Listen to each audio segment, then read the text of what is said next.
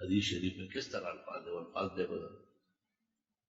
فرمایا جب تم میں سے کوئی شخص آخرت یا دنیا کا کام کرنا چاہے اچھی طرح وضو کر لے، 2 رکعت پڑھ لے، پھر دعائے استخارہ پڑھ لے۔ لوگوں کی طرف سے استخارہ کرنا کارنامہ ہونے کی نہیں، لوگوں کو استخارہ پڑھوانا کارنامہ ہے کہ شادی آپ کی بیٹی کی ہے، کاروبار آپ کا ہے، مسائل آپ کے ہیں، آپ میں جتنا غم درد و غم و سوز ہے وہ مجھ میں آپ کے لیے نہیں ہو سکتا۔ ایک آدمی مجھے کہتے میں نے فلاں بزرگ سے استخارہ کرایا، وہ کام خراب ہو، میں نے کہا خیر اس کو تو میں نے کہا استخارہ ایک بہتری کا پہلو ہے، استخارہ اٹل صورت نہیں، اس لیے علماء کہتے ہیں کہ استخارے پر عمل کرنا مستحب ہے، فرض نہیں، کیونکہ استخارہ سمجھنے میں بھی بہت زیادہ مشکلات ہے۔ ایک بہت بڑے عالم تھے، وہ انتخابات میں کھڑے تھے، وہ بری طرح فیل ہو گئے اور تباہ و برباد ہو گئے۔ میں وہاں گیا، میں نے کہا آپ کا میدان نہیں ہے، یہ کام علیحدہ لوگوں کا ہے جن کا لوہے کا دل ہے، فولاد کا آنکھیں ہے، سہارا کی طرح ہمت ہے۔ اس نے کہا میں استخارہ کرتا گیا لیکن کوئی جواب نہیں آیا۔ میں نے کہا جواب نہ آنا تو دلیل نفی ہے، سمجھنا چاہیے جناب، اس لیے جو نہیں کرو گے، اعلان نہ ہونا، پریشان ہونا، یہ سب نفی ہے، حالات بگڑ جانا۔ علماء کہتے ہیں کہ اشارہ ہونا کا ضروری نہیں ہے، عوام کو زبردست اشارے ہوتے ہیں، خواص کو نہیں ہوتے، خواص ویسے ہی دلدل میں رہتے ہیں۔ خنجر چلے کسی پہ تڑپتے ہیں ہم فقیر، سارے جہاں کا درد ہمارے جگر میں۔ غموم و ہموم کے درمیان میں کیا پہلو متعین ہوگا؟ البتہ میلان اور ماحول، حالات، آپ کے استخارے کی برکت سے حالات ماحول جس طرح ہو گیا آپ سمجھ لیں کہ یہ کام کرنے کا ہے۔ اللہ اکبر و کبیرہ۔ اچھا لوگ یہ سمجھتے ہیں کہ شاید استخارہ کوئی امر درپیش ہو، اس طرح نہیں ہے، ویسے استخارے آپ کرتے رہے، زور کے ساتھ 2 رکعت بنیت استخارہ پڑھ لیں۔ بہتر یہ ہے کہ پہلے 2 رکعت صلاۃ الحاجات پڑھ لیں اور اس کے بعد 2 رکعت استخارے کی پڑھ لیں۔ استخارے کے معنی اللہ تعالیٰ سے خیر مانگنا، استخارے کا معنی اللہ سے مشورہ نہیں ہے، کسی نے غلط ترجمہ کیا ہے۔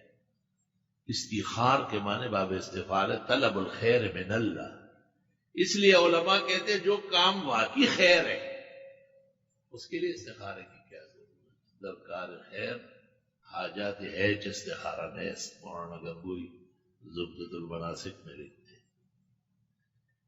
اور جو کام واقعی نامناسب ہے، پہلے سے ہی ناجائز یا مکروہ ہے، وہ آپ کے استخارے سے جائز تھوڑا ہی ہوگا۔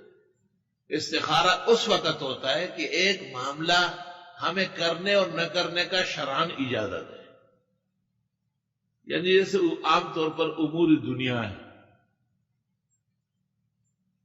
اور ہمیں پہلو متعین نہیں ہو رہا ہے کہ یہ کام کروں یا نہ کروں، یہ رشتہ ڈالوں یا نہ ڈالوں، اس کو ہاں کروں یا نہ کروں، اس میں استخارہ مؤثر ہے۔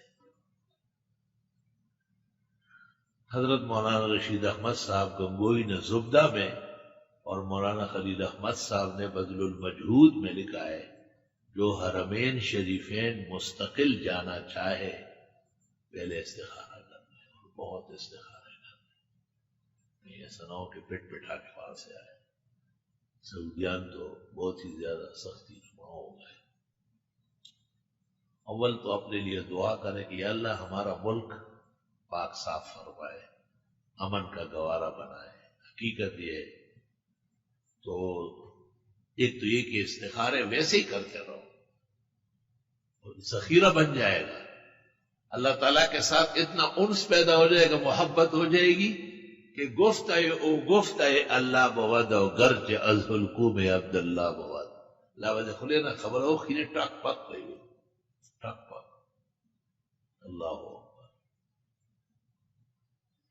ایک بہت بڑے عالم نے مجھ سے ایک مسئلہ پوچھا کہ میں نے استخارہ کیا اور اس میں آیا کہ اس بیٹے کو علم نہ پڑھاؤ۔